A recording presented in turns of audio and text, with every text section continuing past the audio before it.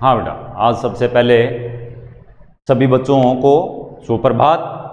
और आज अपने हिंदी साहित्य के अंदर कक्षा 12 में जो अपने पूर्व में बिंदु चल रहे थे, उन्हीं के अंतर्गत हिंदी साहित्य का जो आधुनिक काल है, उस आधुनिक काल में द्वितीय युग, भारतेंदु युग, द्वितीय युग, उसके बाद में छायावाद, छायावाद के बाद में प्रगतिवाद और उसके बाद में आगे है प्रयोगवाद। आज अपने जो चर्चा करेंगे वो प्रयोगवाद पर रहेगी बेटा, कि ये प्रयोगवाद क्या है।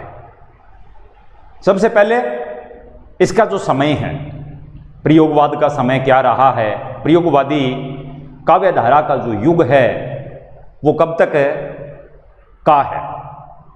इसका जो समय है वो है 1943 से 1951 तक का। इसका जो समय है प्रयोगवाद का वो 1943 से 1951 तक का माना जाता है बेटा। देखिए बेटा, इस युग को छायावाद उत्तरकाल भी कहा जाता है, यानी ये छायावाद की काव्यधाराएं हैं। छायावाद उत्तर, छायावाद के बाद की बात है बेटा। तो छायावाद उत्तर काल की काव्यधारा जिसमें काव्य के क्षेत्र में, यानी कविता के क्षेत्र में, कविताओं में नए नए रचनाकारों के द्वारा जो प्रयोग किए जा रहे थे या जो प्रयोग किए गए थे, उसी को प्रयोगवाद के नाम से जाना जाता है, या वही प्रयोगवाद कहलाता है। देखिए, इससे पहले अपने प्रतिवाद पढ़ा, और प्रगति का मतलब होता है उन्नति, आगे बढ़ना। और यहां भी क्योंकि प्रगतिवाद से आगे हम आ गए, तो यहां नित्य नए नए कविता के क्षेत्र में प्रयोगात्मक कार्य रचनाकारों के द्वारा किए जाने लगे, जो प्रयोगवाद बन गया। यहां रचनाकारों ने अपनी रचनाओं में पहले से चली आ रही जो परंपरा थी, उस परंपरा से हट करके नई चीजों को, नई बातों को, नए तथ्यों को, नए भावबोध को जगह दी बेटा। इस क्षेत्र में सबसे पहले जो शुरुआत की थी उसका श्रेय जाता है सच्चिदानंद, हीरानंद, वात्स्यायन अज्ञे जी को जाता है। यानी प्रयोगवाद काव्यधारा में सबसे पहले जो योगदान है वो अज्ञे जी को दिया जाता है, क्योंकि इन्होंने 1943 में प्रथम जो इनका तार सप्तक था, उस प्रथम तार सप्तक में प्रयोगवाद का आरंभ हो चुका था, या इन्होंने कर दिया था। अज्ञे द्वारा संपादित 1943 में प्रथम तार सप्तक, इसमें इन्होंने, इसकी भूमिका के अंदर इन्होंने प्रयोगवाद शब्द शुरू कर दिया था, यानी इस युग के लिए प्रयोगवाद काम में ले लिया था। यूं कहें बेटा, इस युग में शिल्प, सौंदर्य और संवेदना की जगह शिल्प, सौंदर्य, शिल्प, सौंदर्य और संवेदना की जगह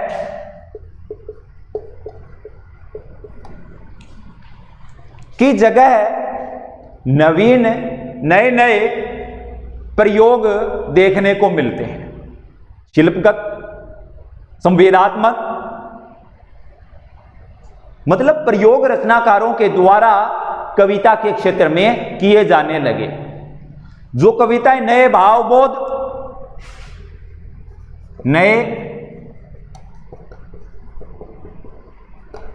जो कविताएं नए भावबोध, संवेदनाओं,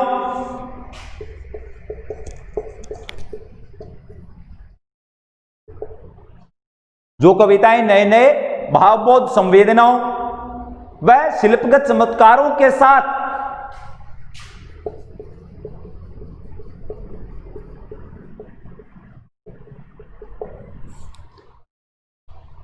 जो कविताएं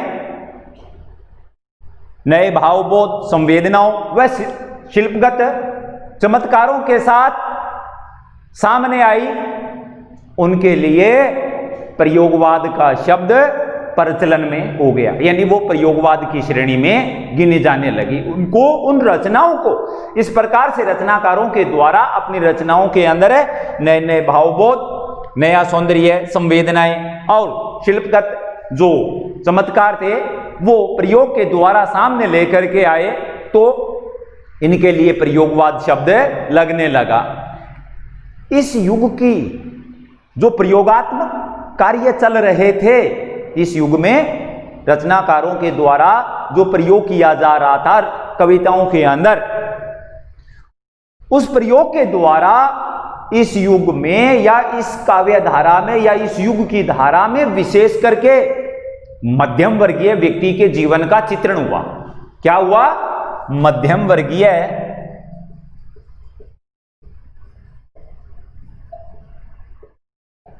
व्यक्ति के जीवन का चित्रण हुआ बेटा। विशेष करके इस युग के रचनाकारों ने अपनी रचनाओं में मध्यम वर्गीय व्यक्ति का जो जीवन होता है उसके यथार्थ परक जो चित्र है वो अपनी रचनाओं के द्वारा इन्होंने प्रकट किए, बाहर लेकर के आए, उसके जीवन का उद्घाटन किया, बेटा चित्रण किया। इसके बाद में इस युग में जो मध्यम वर्गीय व्यक्ति था, उस मध्यम वर्गीय व्यक्ति के जीवन की सारी, यानी यूं कहें मध्यम वर्गीय व्यक्ति के जीवन की समस्त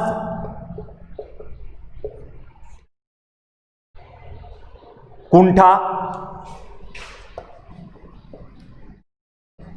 जड़ता, पीड़ा, उसका संघर्ष, कुंठा, पीड़ा, उसका संघर्ष, अनास्था,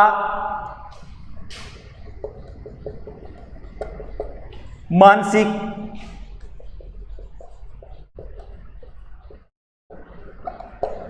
उसका जो मानसिक द्वंद्व है, उस मानसिक द्वंद्व को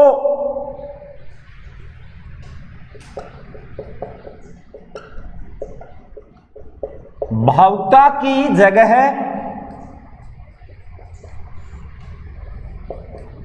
ठोस,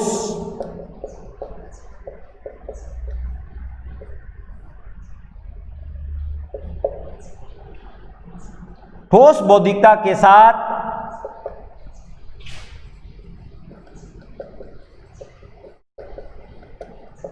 उद्घाटित किया।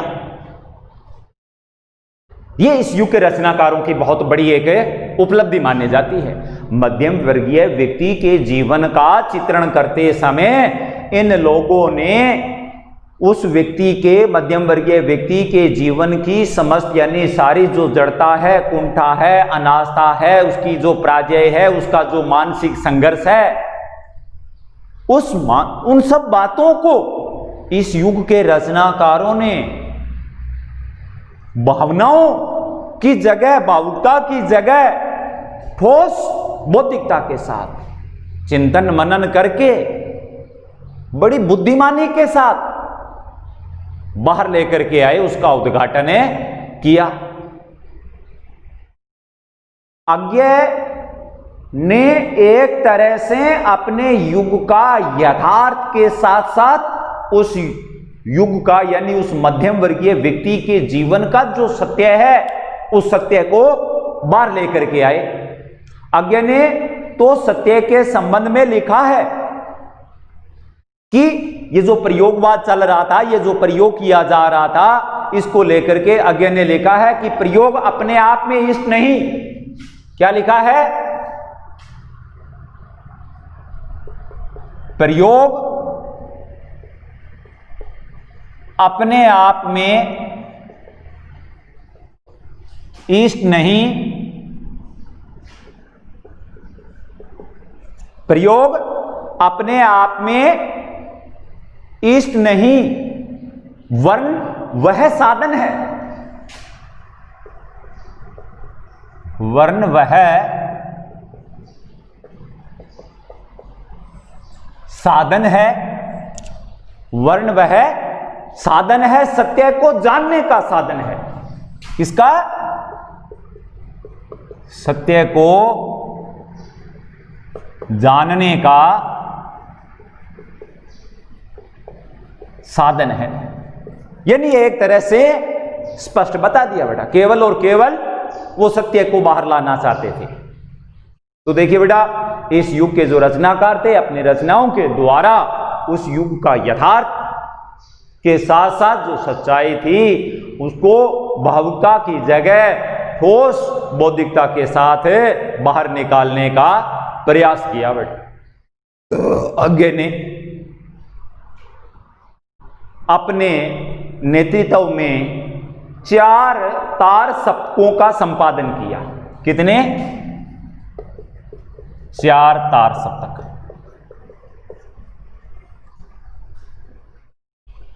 4 तार सप्तक थे बेटा। प्रथम जो था, प्रथम तार सप्तक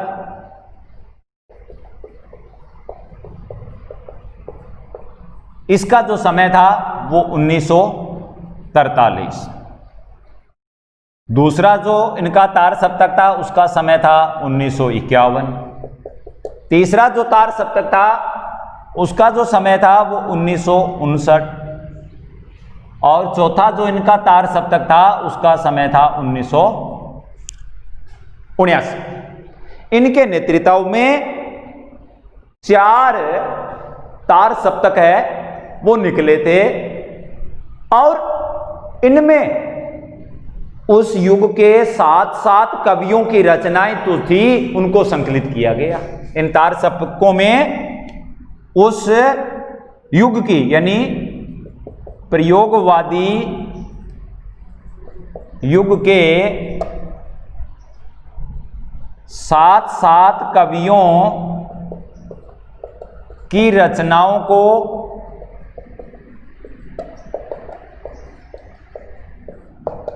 संकलित किया बेटा। अज्ञ जी ने उस युग के प्रमुख जो 7 कवि थे उनकी रचनाओं को संकलित किया गया बेटा। हिंदी साहित्य में, इसके आगे हम देखते हैं, बात करते हैं कि हिंदी साहित्य में प्रयोगकर्ता के रूप में अज्ञ के बाद में अगर दूसरा किसी का नाम आता है प्रयोगकर्ता के रूप में, हिंदी साहित्य में प्रयोगकर्ता के रूप में अगर किसी का नाम आता है तो वो है सूर्यकांत त्रिपाठी निराला। किसका नाम आता है? सूर्यकांत त्रिपाठी निराला। अज्ञ के बाद में प्रयोगकर्ता के रूप में अगला जो सबसे महत्वपूर्ण या सबसे बड़ा प्रयोगवाद में अपना योगदान देने वाले के रूप में प्रयोगकर्ता के रूप में अगर नाम लिया जाता है तो वो है निराला जी। इन्होंने छंद है, प्रतीक है, उपमान है। निराला ने क्या किया? छंद, प्रतीक, उपमान, छंद, प्रतीक, उपमान आदि के क्षेत्र में नए नए क्या कर डाले, प्रयोग कर डाले बेटा। निराला जी ने छंद, प्रत्येक, उपमान आदि के क्षेत्र में अपनी रचनाओं में नए नए प्रयोग कर डाले थे। इनकी रचना का नाम है जूही की कली। क्या नाम है? निराला जी की रचना का नाम है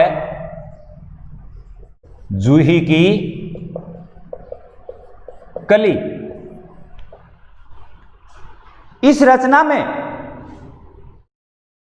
रचना को छंदों की जो बाध्यता थी उससे बाहर निकाल दिया, यानी छंद मुक्त कविता की रचना की बेटा।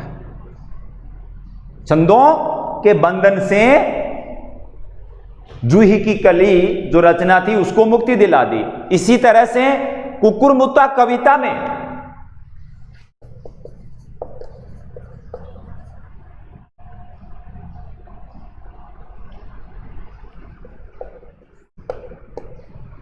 इसी तरह से कुकुरमुत्ता कविता में गुलाब के लिए नए प्रतीक प्रयोग में लिए।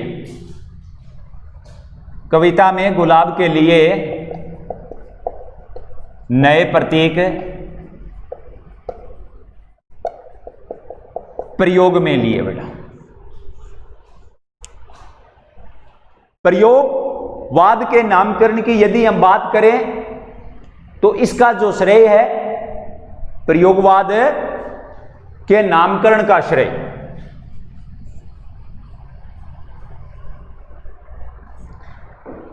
प्रयोगवाद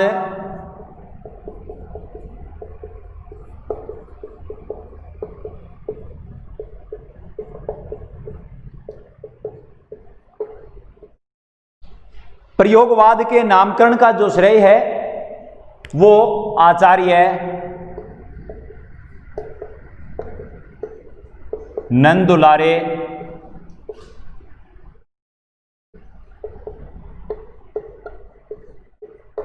वाजपेयी। प्रयोगवाद के नामकरण का जो श्रेय है वो आचार्य नंदुलारे वाजपेयी को दिया जाता है या इन्हें माना जाता है। क्यों? क्योंकि इन्होंने प्रयोगवादी रचनाएं शीर्षक निबंध लिखे थे, इसलिए दिया जाता है कि इन्होंने प्रयोगवादी आचार्य नंदुलारे वाजपेयी को प्रयोगवाद के नामकरणकर्ता का श्रेय इसलिए दिया जाता है कि इन्होंने प्रयोगवादी रचनाएं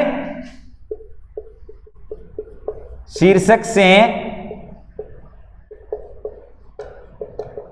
निबंध लिखे थे, इसलिए इनका भी योगदान बहुत बड़ा रहा है। इसलिए प्रयोगवाद के नामकरण का श्रेय आचार्य नंदुलारे वाजपेयी को दिया जाता है।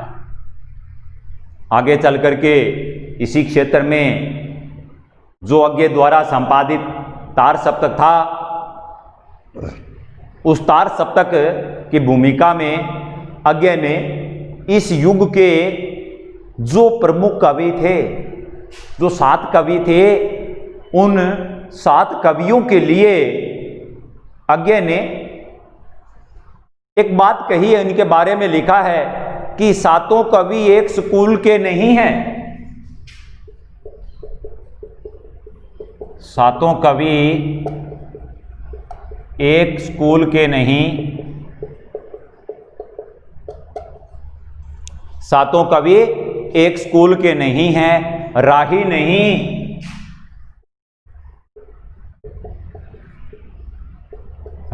नहीं, राहों के अन्वेषी है। क्या लिखा है? राहों के अन्वेषी हैं, खोजकर्ता। प्रयोगवाद की खोज करने में और इसको आगे बढ़ाने में, इस काव्य धारा को आगे ले जाने में जो योगदान रहा है वो इस युग के 7 कवियों का भी रहा है। तो इस तरह से इस प्रयोगवाद यानी छायावादोत्तर काल में इस युग के रचनाकारों ने प्रतिवाद के आगे जो काव्य धारा चली उसमें इस युग के रचनाकारों के द्वारा कविता के क्षेत्र में नित नए नए प्रयोग किए जाने लगे।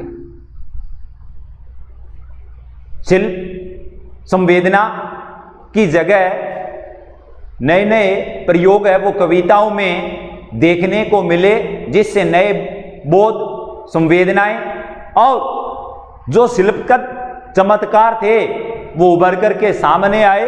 और इसलिए इनके लिए प्रयोगवाद शब्द का जो प्रचलन था वो उस युग में आम बात हो गई बेटा। विशेषकर इस युग के रचनाकारों ने जो मध्यम वर्गीय व्यक्ति था, उस मध्यम वर्गीय व्यक्ति के जीवन की जो सारी उसकी जड़ता है, कुंठा है, अनास्था है, पराजय है, उसका जो मानसिक संघर्ष है, द्वंद्व है, उसको भावुकता की जगह ठोस बौद्धिकता के साथ कविताओं के द्वारा यथार्थ पर उतारने का प्रयास किया बेटा। अज्ञा ने तो यहां तक लिखा है कि ये जो काम हुआ है बड़ी सच्चाई के साथ, ईमानदारी के साथ हुआ है। यानी जो सत्य है उसको बाहर निकालने की, बाहर लाने की कोशिश की गई है। सच्चाई जो है उसके प्रति इस युग के कवि ईमानदार रहे हैं। इसीलिए अज्ञा ने लिखा है, प्रयोग अपने आप में इष्ट नहीं है, वर्ण वह एक क्या है, साधन है। किसको? सत्य को जानने का साधन है। अज्ञा के नेतृत्व में 4 तार सप्तक है वो संपादित हुए। पहला 1943 में, दूसरा 1951 में, तीसरा 1959 में और चौथा 1979 के अंदर। तो इस तरह से 4 जो तार सप्तक थे जिनमें उस युग के 7 कवियों की जो रचनाएं थी उनको संकलित किया गया। अज्ञा के बाद में प्रयोगकर्ता के रूप में निराला जी का भी नाम आता है, जिन्होंने छंद है, प्रतीक है, उपमान है आदि के क्षेत्र के अंदर नित नए नए प्रयोग किए। उदाहरण के रूप में जूही की जो कविता है, इनकी रचना है, उसको छंदों के बंधन से पूरी तरह से मुक्ति दिलाई, यानी छंदों के बंधन से मुक्त हो गई। इसी तरह से कुकुर मुक्ता कविता में गुलाब के लिए नए प्रतीक है, उनको प्रयोग में ये लेकर के आए। और प्रयोगवाद के नामकरण कर्ता का जो श्रेय दिया जाता है वो आचार्य नंद दुलारे वाजपेयी को, क्योंकि इन्होंने उस युग के अंदर प्रयोगवादी रचनाएं शीर्षक निबंध भी लिखे थे। तार सप्तक की भूमिका के संबंध में इस तरह से निराला ने लिखा है कि उस युग के जो 7 कवि थे वो किसी एक स्कूल के नहीं, वो राही नहीं हैं, बल्कि वो तो उस युग की राहों के क्या बन गए थे, अन्वेषी बन गए थे, खोजी बन गए थे बेटा। अब आगे बात करते हैं बेटा इस युग की जो विशेषताएं हैं, प्रवृत्तियां हैं, इस युग की प्रवृत्तियां यानी विशेषताएं। प्रयोगवाद की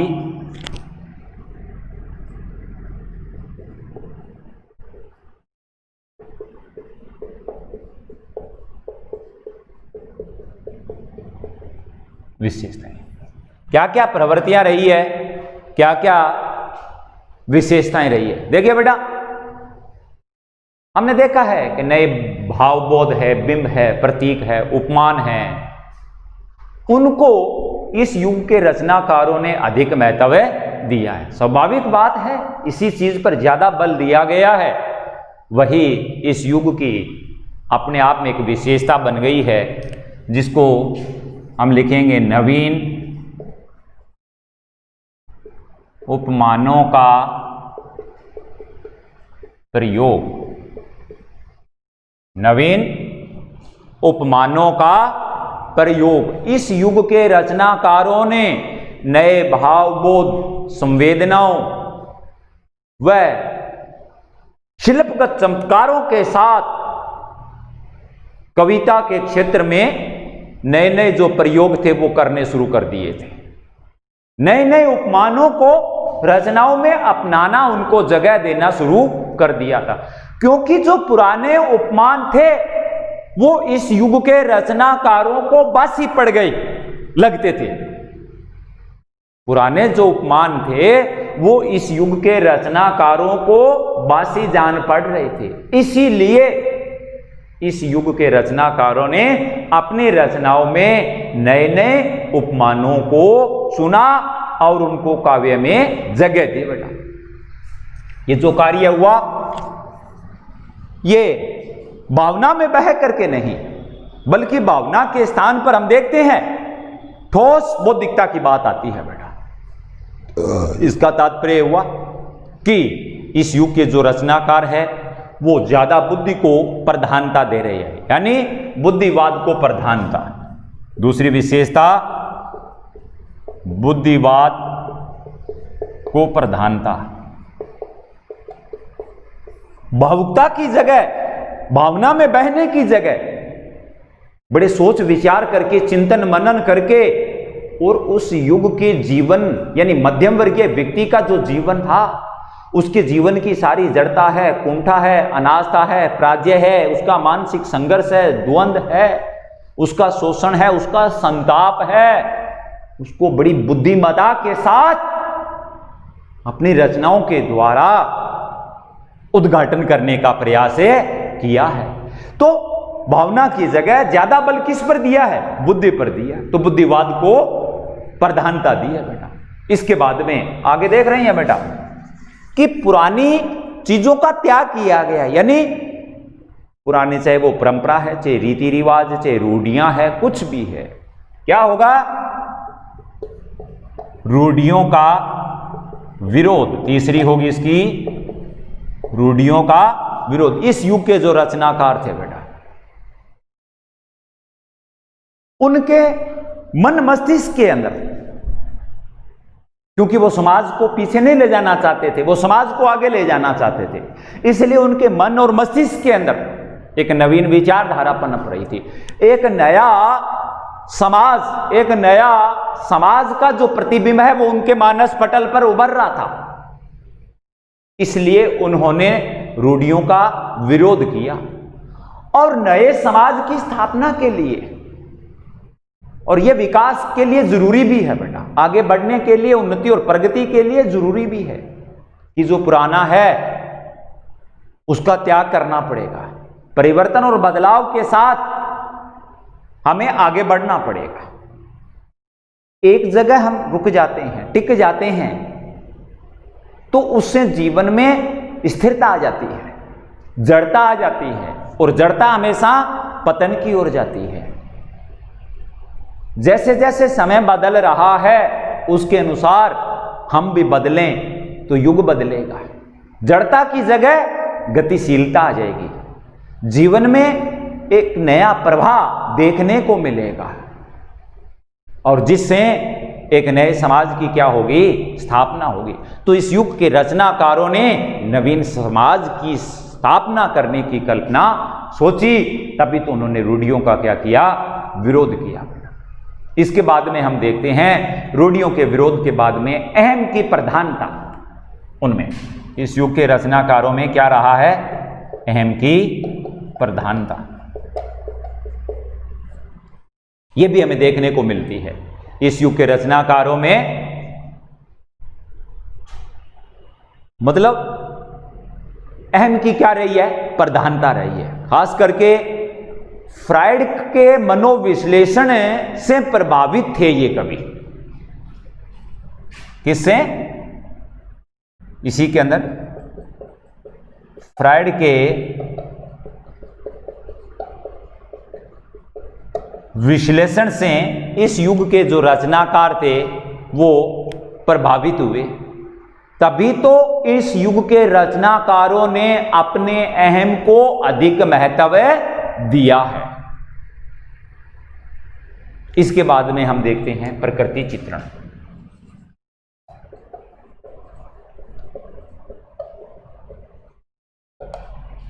प्रयोगवाद में, या प्रयोगवादी जो कवि हुए हैं, रचनाकार हुए हैं, प्रकृति को भी उन्होंने अपनी रचनाओं का वर्ण्य विषय बनाया है। एक तरह से इस युग में प्रकृति का मानवीकरण इन रचनाकारों ने किया है, यानी मानव के सुख दुख में जो प्रकृति है वो सहचरी बन करके उभरी है। इसके बाद में प्रकृति चित्रण के बाद में हम देखते हैं आगे कि व्यंग्य की प्रधानता, आगे जो चीज दिखाई देती है वो है व्यंग्य की प्रधानता। प्रयोगवाद में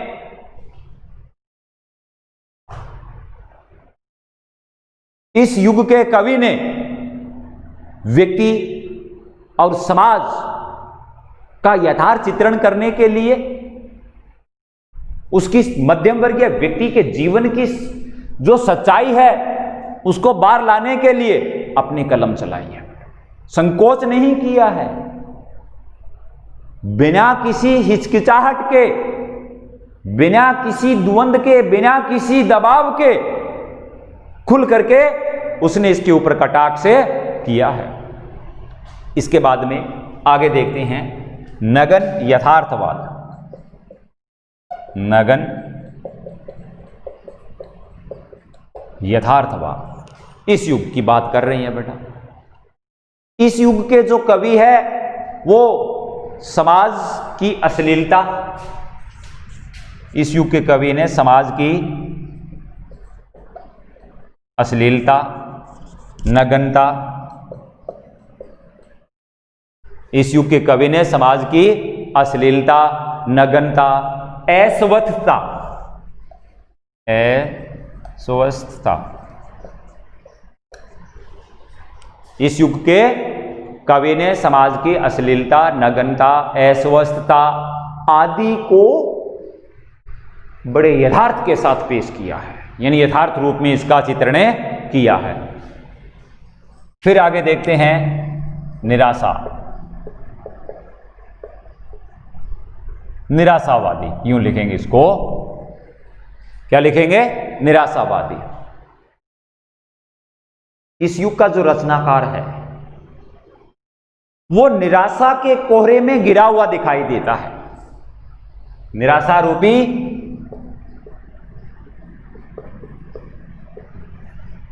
कोहरे की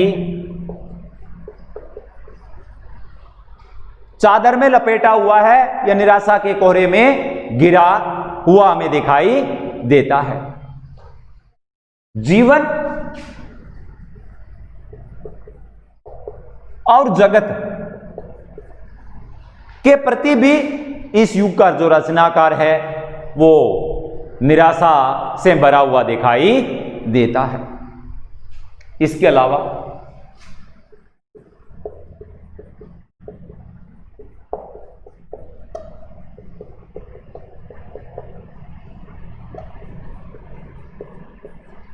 सामान्य विषयों को महत्व, इस युग के रचनाकार ने अपनी रचनाओं में जो विषय रहे हैं वो छोटे से छोटे, आम, साधारण, सामान्य व्यक्ति के जीवन से जुड़े हुए हैं। यानी जैसे जैसे मध्यम वर्गीय व्यक्ति की दिनचर्या आगे बढ़ती है, आगे चलती है, जिस दिनचर्या से वो जुड़ा हुआ है, रोजमर्रा का उसके जीवन का जो प्रवाह है उसी से जुड़े हुए जो विषय है उसको अपनी रचनाओं में जगह दी है। जैसे चाय की प्याली, गरम पकोड़े,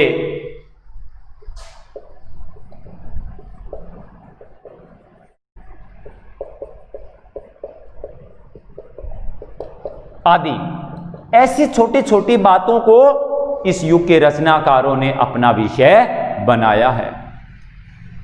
और अंतिम बात करते हैं, यानी 10 नंबर की छंद, अलंकार और भाषा।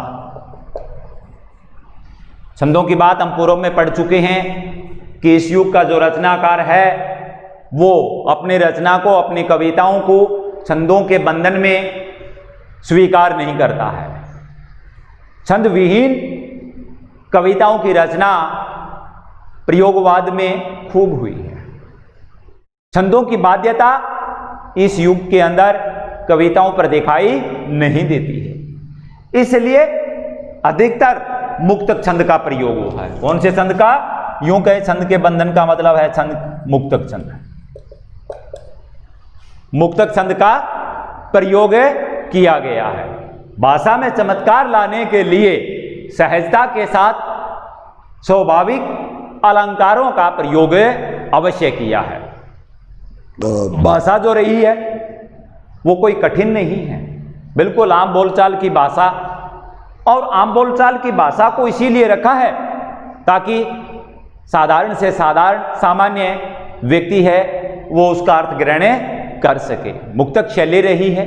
इस प्रकार से हम देखते हैं कि प्रयोगवाद की जो विशेषताएं हैं वो अपने आप में यथार्थ है, बिल्कुल उचित है जो विशेषताएं हैं इस युग की। इसके बाद में आगे हम देखते हैं विशेषताओं के बाद में इस युग के प्रमुख कवि कौन कौन से रहे हैं। इस युग के प्रमुख कवि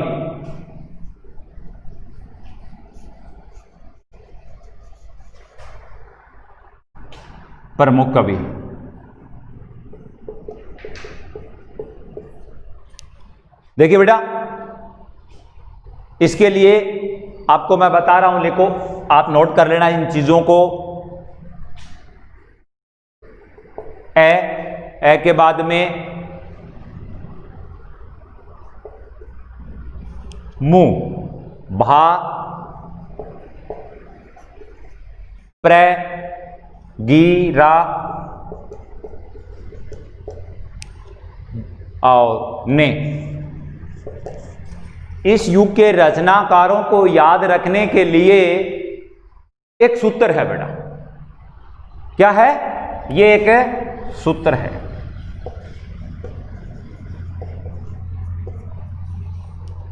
इस सूत्र को रट लो, याद कर लो। ये आपके लिए हमेशा चीजें हमेशा के लिए स्थायी हो जाएगी।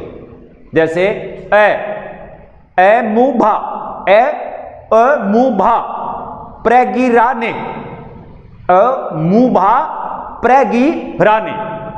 फिर एक बार मेरे साथ बोलने की कोशिश कीजिए। मु भा प्रगिराने। अब ऐसे क्या बन जाएगा बेटा? आगे मैं से मुक्तिबोध,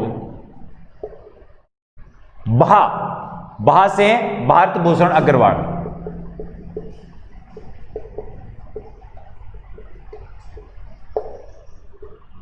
प्रभाकर, प्रभाकर माजरे।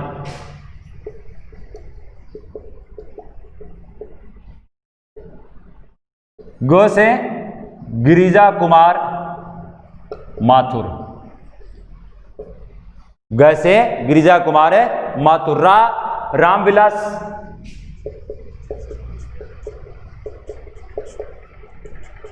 शर्मा। और इसके बाद में रह गया न से नेमीचंद जैन। ये एक सूत्र है बेटा, और ये इस युग के प्रमुख क्या है? कवि है। सूत्र का जो उच्चारण है मुभा प्रगिरा ने। तो ये अगर सूत्र आप याद रखोगे तो इस तरह से आपको इस युग के सारे जो रचनाकार है वो याद है रह जाएंगे। धन्यवाद।